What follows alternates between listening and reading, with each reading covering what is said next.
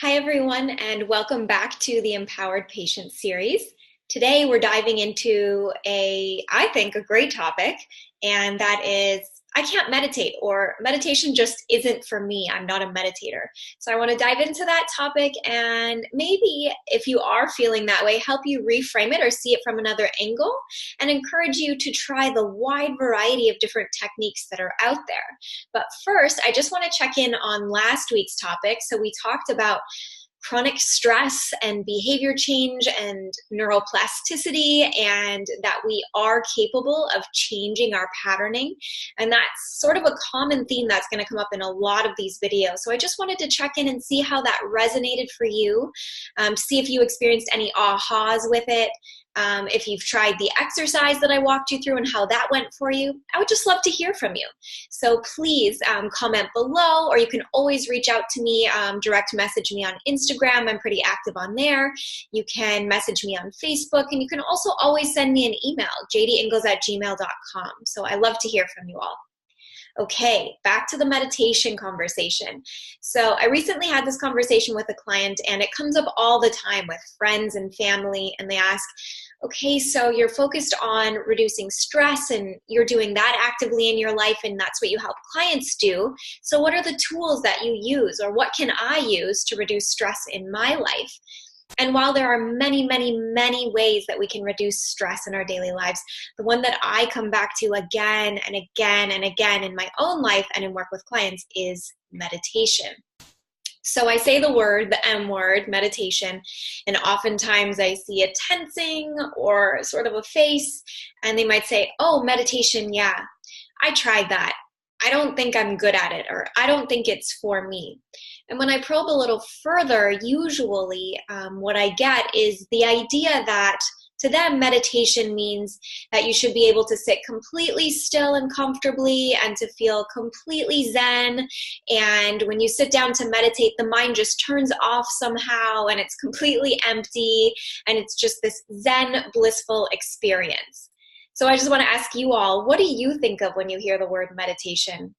Is that where the mind goes? Does it associate with a feeling of zen, or seeing someone sitting on a meditation pillow, all graceful and calm and peaceful? Do you think of a holy person? What comes to mind for you? So I like to continue that conversation and just chat about these misconceptions, because I know from my own practice and from what my teachers have taught me that emptying the mind and being completely still and zen is not the experience most of us have with the practice of meditation. If we were already there, why would we be practicing, right? So I think sometimes this goes back to the history of where meditation comes from, and the fact that there were groups or tribes of people who dedicated their lives to this pursuit of enlightenment. And so most of us aren't dedicating our whole lives to it in that way. We're not going to live in an ashram or in a temple or in a cave off by ourselves doing these practices for hours and hours each day and really going to those deep, deep dive contemplations. For many of us, we're just dipping our toes in the water to see if we might experience a little bit less stress in our day, to see if we can become a little bit more aware of our patterns, to see if we can become a little bit less reactive. So that's sort of where I'm coming at it from. And the approach to meditation that I take with my clients is one of just sitting down, finding a comfortable seat, whatever that looks like and feels for you that day, and completely being with yourself and all that's present, allowing the external environment and noises and sounds to be there. Maybe there's a TV on in the background, or you hear sirens on the street, or you hear a dog barking, allowing that to be there, and allowing the flurry of internal sensations arise, whether that be a sort of sensation in the body somewhere, or some physical discomfort, or maybe some thoughts or beliefs are coming up for you and those feel uncomfortable. Just holding the grounded space to be with all of that and not react or respond or distract or numb out as we might normally do. So you can maybe see why the body, and especially the mind, might have some resistance to a meditation practice. It is big. It's very simple, very easy to sit down and do, but not so easy once we get into it, because if you've noticed like I have, there's often a lot there. There's a lot of thoughts flurrying through the mind. There's a lot of stories and beliefs that we've cultivated over a lifetime. And so being still and holding space for all of that to move through can feel pretty big. And it is. I don't want to create any illusions about that. However, it is approachable, it is accessible for most all of us. And if we reframe meditation to be that, to just be a practice of being with what is and being in a present moment awareness with what is, there's so many options available to us.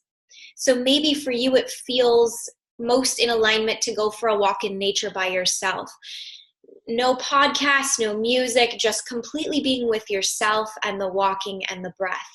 Or maybe that looks like at the beginning or the end of every day, just finding a quiet space in your home or in your car or another calm environment that you frequent and just being present, just checking in for a few moments with what is. And maybe from there it expands out, but we can start there.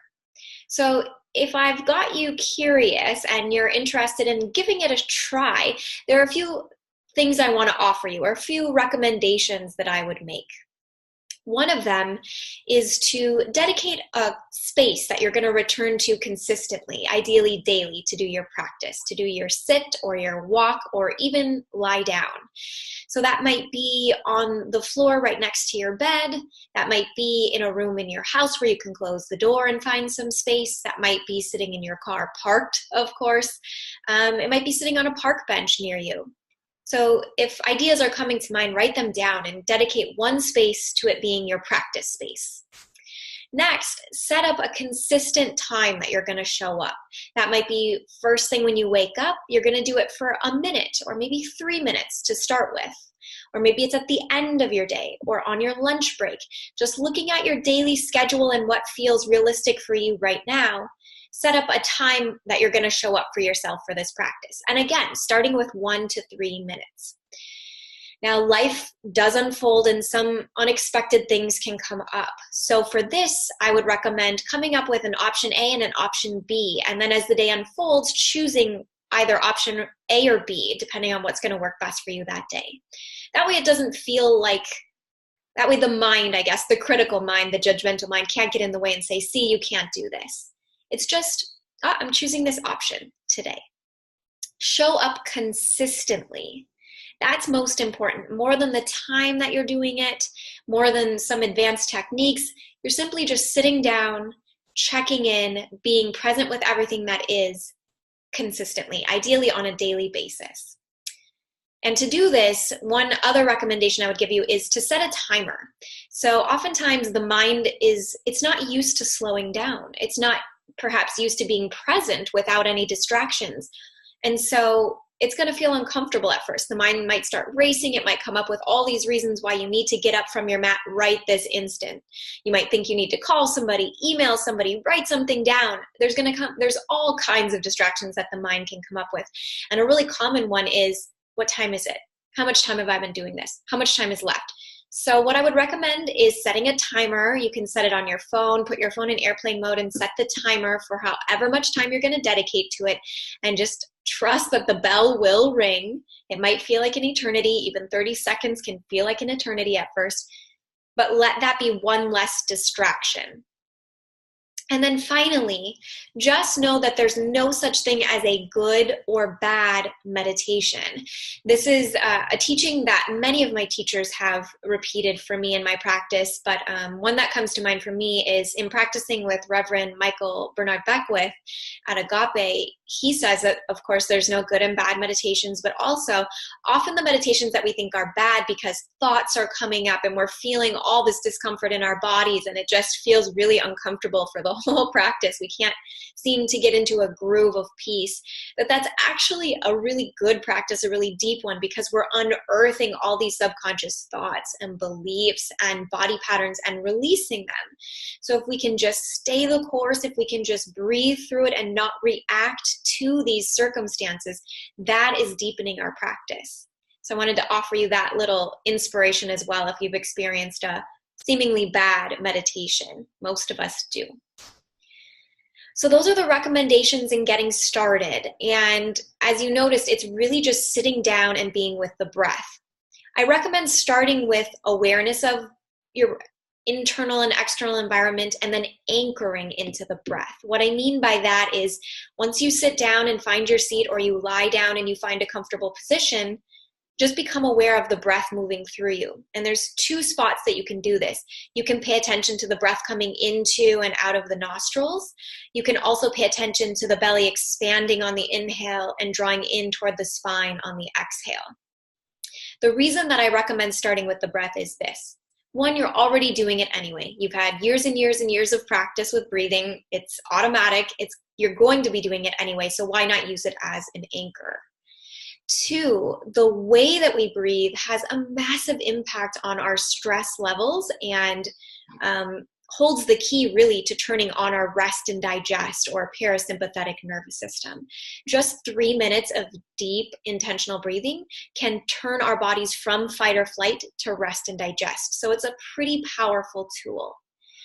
Next, it's always going to be there. So it's going to be there when we experience massive stressors. It's going to be there when we feel really sad, when we feel really angry. In all those instances where we want to react, the breath is there. And so if we can first train ourselves to pay attention to the breath in a calm environment, relatively free of distractions, it's more likely that we're going to be able to tap into that in those moments where we feel especially triggered. So those are some of the reasons why I start with the breath. And I want to iterate and reiterate that doing this practice is enough. It's a lifetime worth of insight and becoming aware of our thoughts and what's driving us to just sit and be present with the breath. You really don't have to have any more advanced techniques. This is the practice that I return to daily. It's the practice I especially rely on in times of challenge. You might be surprised at how profound it can be just to sit without distraction and to be with what is, anchoring back to the breath. Each time you feel distracted or a thought arises, you let it be there. You don't need it to be different, and you come back to the breath. That's the practice. However, in working on specific things in my health journey and working with clients with specific health issues, I might incorporate some other techniques, and some of them include maybe some ambient sound. Maybe that's really calming to your nervous system and you want to turn on some white noise while you practice. Perhaps you're a very visual person, and so having a guided visualization is very helpful for you to focus in on your internal experience. Maybe affirmations are really powerful for you, and so there's something that you want to repeat, like, I am relaxed, I am spacious, I am vibrantly healthy. If any of these resonate with you, you can incorporate them into your practice. And then for clients who deal with chronic pain or tension headaches, there's a technique that I like to use called progressive neuromuscular relaxation. And there's an active form and a passive form. So for those who feel sort of distant from their bodies, they don't feel really in tune with them, they're used to just pushing and forcing through no matter how their body feels, and they're not really used to checking in and noticing what's there anymore, I might use the active form. And in that way, we scan through the body, muscle group by muscle group, and we actively tense those muscles so that we can sort of make a mental note of what tension feels like, and then we release them so that we know what relaxation feels like. And this can help us release patterns of holding in the body. So if you're someone who tends to clench your jaw, doing this practice of clenching and then releasing can teach the body, train the body to release that tension. Similarly, if you tend to hold your shoulders up like this, or if you're at a keyboard all day, you can learn to teach the body what it feels like to be tense, and then also what it feels like to relax the shoulders. Same thing with clenching the abdominal muscles, clenching the glutes, crossing the legs and squeezing the thighs. There are many common patterns of tension holding in the body. So that's the active form. The passive form is something that I use with patients who are already very sensitive to their pain or discomfort, or maybe they come into a session having a migraine headache, for example. So I don't want to increase the tension by actively creating it in the body. Rather, we scan through the body in the same muscle groups, but rather than squeezing, we just notice the tension that's there and give it permission to release whenever it's ready. So it's just like it sounds like a more passive form of practice.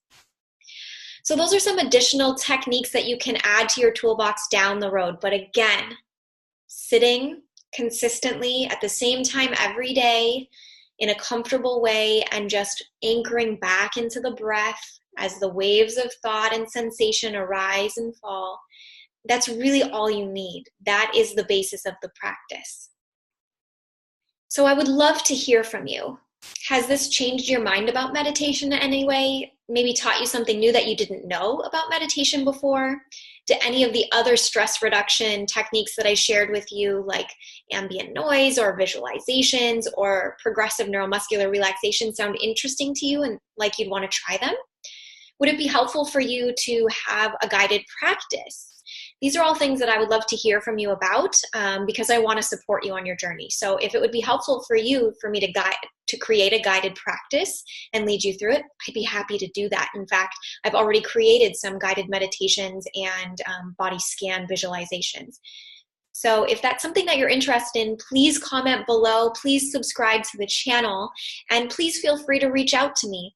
You can reach out to me again on Instagram, on Facebook, or email me at jdingles@gmail.com.